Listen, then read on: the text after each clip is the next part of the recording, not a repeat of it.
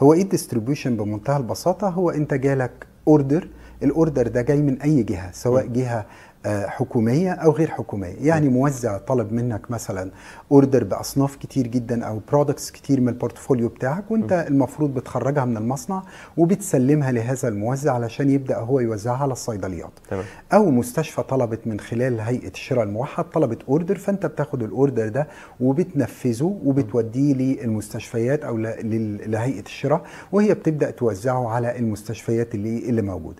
اللي بيقوم بالسايكل دي بنسميه الكام، او بنسميه ساعات في بعض الشركات بنسميه ديستريبيوشن مانجر، وبعض الشركات التانية بتسميها كام، بغض النظر عن المسميات، ولكنه هو الوظيفة اللي بتقفل السايكل بتاعة الاوردر. يعني ايه؟ يعني خدت اوردر ونفذت الاوردر والاوردر اكسكيوتد والبضاعة وصلت لهذا المكان.